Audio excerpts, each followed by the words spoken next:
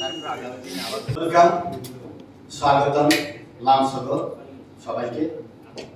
আজকে আমাদের ভারতীয় জনতা জনজাতি মোর্চা ত্রিপুরা প্রদেশের ডাকে আপনারা সারা দিয়ে সব মিডিয়ারা আসবেন, আপনাদেরকে স্বাগত। আমাদের আজকের মেইন প্রেস মিটের আপনাদের ডাকার একটাই কারণ, আগামীকাল 4 তারিখ নভেম্বর এডিসির 8টা জোনালে আমাদের একই সাথে 11টা থেকে 2টা এই সময়ের মধ্যে আমাদের ডেপুটেশন হবে। গত 19 তারিখ অক্টোবরে 44টা সাব জোনালে যে আমরা ডেপুটেশন দিলাম, ওইটার নিরিখে আবার 4 তারিখ আগামীকাল আমরা ডেপুটেশন দেব। যে আমরা চার্জশিট দিয়েছিলাম, যে কারণগুলো আমরা দিয়েছিলাম, এখন আমরা এডিসি প্রশাসন থেকে সদুত্তর পাইনি। এই জন্য আবার আমরা আগামীকাল 8টা জোনালে আমরা ডেপুটেশন দেব। এটাই আজকে মেইন আপনাদের সঙ্গে মিলিত হওয়ার কারণ।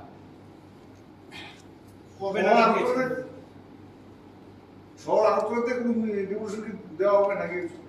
আগরতলাতে কোনো জোনাল অফিস নেই। আমাদের আরবান ডিস্ট্রিক্ট আছে, এখান থেকেও জনজাতিরা আমাদের ওয়েস্ট জোনাল খমনুঙ্গে যাবে। দাবি একটাই, এডিসিতে যেটা ডেভেলপমেন্ট হচ্ছে না, করাপশন হচ্ছে, এটা কোয়েরি করার জন্য যে যে পয়েন্টগুলো আমরা দিয়েছিলাম গত 19 তারিখে, 8টা পয়েন্ট, যেমন এডিসি ভবন নির্মাণ, ওইটাও ঠিক হয়নি। কারণ উত্তর গেটে ওল্ড কাউন্সিল ভবনে এডিসি ভবন 5 তলা করে নির্মাণ করার কথা ছিল, পাইলিং করে। এটা নীতি আয়োগের টাকা। ওইটা এডিসিতে ত্রিপুরা প্রশাসনে আসার পর ওই যেটা কনস্ট্রাকশন হওয়ার যেটা প্রসেস ছিল, ওইটা ডাইভার্ট করেছে। ডাইভার্ট যদি করতে হয়, নীতি আয়োগের টাকা যদি ডাইভার্ট করতে হয়, চিফ সেক্রেটারির সঙ্গে পরামর্শ করে ডাইভার্ট করতে হয়। কিন্তু এই টাকা কোন জায়গাতে খরচ করা হবে এখনো কোনো ব্ল্যাক এন্ড হোয়াইট আমরা রিপোর্ট পাইনি। এইটা আর বিভিন্ন জায়গাতে আমরা দেখলাম খেরাঙ্গা হসপিটাল নির্মাণ থেকে শুরু করে কম্পিউটার ডিস্ট্রিবিউশন করার জন্য যেটা টেন্ডার হয়েছিল, এইগুলা শুরু করে রাবার প্ল্যান্টেশনের যেটা করাপশন, ওইগুলা শুরু করে প্রত্যেকটা ডিপার্টমেন্টের প্রত্যেকটা হেড আমাদের এখানে 8টা পয়েন্ট আছে। গত 19 তারিখেও যে পয়েন্ট, এই পয়েন্ট আমরা আবার রিপিট করছি। এই জন্যই 4 তারিখে আমাদের গণতান্ত্রিকভাবে সুষ্ঠুভাবে আমরা ডেপুটেশন দেব 8টা জোনালে, 8টা ডিস্ট্রিক্টে। ভিলেজ কাউন্সিল নির্বাচন নিয়ে কি আপনারা কোনো ধরনের ডেপুটেশন আন্দোলন, যেহেতু এখনো ভিলেজ কাউন্সিল নির্বাচন হয়েছে? ভিলেজ কমিটি নির্বাচন টোটালি ডিপেন্ড করে ইলেকশন কমিশনের উপর। ইলেকশন কমিশন যদি বলে ইলেকশন হবে, আমরা রাজি। যদি না করে তো আমরা কি করব? এই জন্যই ভিলেজ কমিটি নির্বাচনের জন্য ভারতীয় জনতা জনজাতি মোর্চা ত্রিপুরা প্রদেশ এখানে কোনো হাত নেই। আপনারা কি আলাদা করে মানে তাড়াতাড়ি ইলেকশনের কোনো দাবি করতেছেন না? হইলে তো ভালো না, আপনারা যদি দাবি আছে কি, সংগঠনের কোনো দাবি আছে কি? কারণ অনেকদিন যাবত ভিলেজ কাউন্সিলগুলি নির্বাচন ছাড়া প্রশাসনিক আধিকারিক দিয়ে চলতেছে। জনজাতি মোর্চার কোনো পার্টিকুলার ডিমান্ড নেই।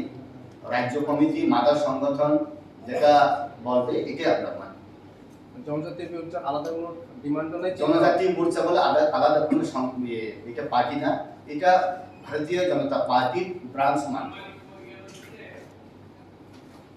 যেহেতু জনজাতি মোর্চার তরফ থেকে সাংবাদিক সম্মেলন আপনারা করছেন, একটা বিষয় আপনাদের তরফ থেকে, দলের তরফ থেকে বলা হয়েছিল যে মথার সঙ্গে আপনারা কোনো ধরনের জোটে আপনারা যাবেন না বা যাওয়ার প্রয়োজন নেই। কি মনে হয়, মানে আপনাদের জনজাতি মোর্চার উপর কি এবার আপনাদের দল বিজেপি কি এবার একটা ভরসা করতে পারছে যে এবার জনজাতি মোর্চা একাই এই ত্রিপুরা মাথাকে পাহাড়ে একটা বিশাল টেক্কা দিতে পারবে বিধানসভা নির্বাচন? ভারতীয় জনতা জনজাতি মোর্চা সমস্ত ত্রিপুরাতে সবকিছু রাজনীতিগতভাবে, সাংগঠনিকগতভাবে সবকিছু ট্যাকেল দেওয়ার ক্ষমতা ভারতীয় জনতা জনজাতি মোর্চা ত্রিপুরা প্রদেশের আছে। কিন্তু যদিও কার সঙ্গে সমঝোতা হবে না হবে এটা দিল্লি আমাদের কেন্দ্রীয় যেটা সংগঠন প্রদেশ তাদের উপরে নির্ভর। আমাদের জনজাতি মোর্চা এই ব্যাপারে আমাদের কিছু বলার কোনো স্পেস নেই। যেহেতু আমরা দেখেছিলাম যে একেবারে যেটা সদ্য সমাপ্ত আমাদের এডিসি নির্বাচনে জনজাতি মোর্চা একটা ভালো ফলাফল করেছে, যে যতগুলো সিট আপনাদের কাছে দেওয়া হয়েছিল আপনারা সেখান থেকে ভালো সংখ্যায় জিতিয়ে আনতে পেরেছেন, কিন্তু আইপিএফটি সেটা পারেনি। এবার যদি মথার সঙ্গে বিধানসভা নির্বাচনে দেখা গেল যে 50-50 আপনাদের সঙ্গে জোট হলো, যদিও এটা মানে এখনো সম্ভাব্য নয়, কিন্তু যদি সেটা হয় কোথাও কি আবার সেটা আপনাদেরকে অবিশ্বাসের একটা জায়গায় থাকবে যে আপনারা সুযোগ পেলেন না, জনজাতি মোর্চা সুযোগ পেল না কাজ করতে। 2021-এর এডিসি ইলেকশনে 28টা সিটের মধ্যে 17টা সিট দেওয়া হয়েছে আইপিএফটিকে, 11টা সিট বিজেপি কন্টেস্ট করলো। 17টা সিট দেওয়ার পরে 0-0 হলো আইপিএফটি, 11টা সিট বিজেপি নেওয়ার পরে 10টা সিট আমরা 10 জন এমডিসি পেলাম। আমাদের আউটস্ট্যান্ডিং অ্যাচিভমেন্ট। এখন আগামী বিধানসভা ইলেকশনে 2023-এ সিট সমঝোতা হবে না হবে না এটা সময় কথা বলবে, কিন্তু মাননীয় আমাদের ত্রিপুরা প্রদেশে থেকে প্রেস মিট করা হয়েছে কিছুদিন আগে আপনাদেরকে নিয়েই, ডক্টর অশোক সিনহা কেউ সঙ্গে কোনো সমঝোতা হবে না। আপনারা বুঝলেন, যেহেতু এটা ত্রিপুরা প্রদেশ থেকে বলা হয়েছে প্রেস মিট করে, ডেফিনেটলি কেন্দ্র থেকে ইশারা পেয়ে কেন্দ্রের আশীর্বাদেই এটা বলা হয়েছে। Any other questions, please?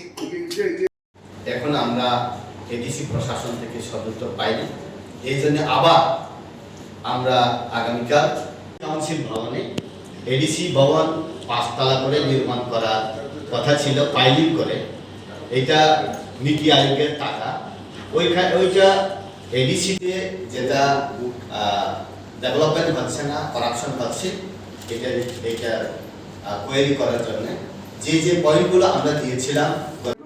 নতুন করে আবার জয়েন করলেন বিজেপিতে, এখন আপনাকে কোনো পদ দেওয়া হয়েছিল? আমি পদের জন্য বিজেপিতে আসিনি, ওইখানেও আমার পদ নেই, এখানে আমার পদের কোনো দরকার নেই, কাজ হলো মেয়ে। আচ্ছা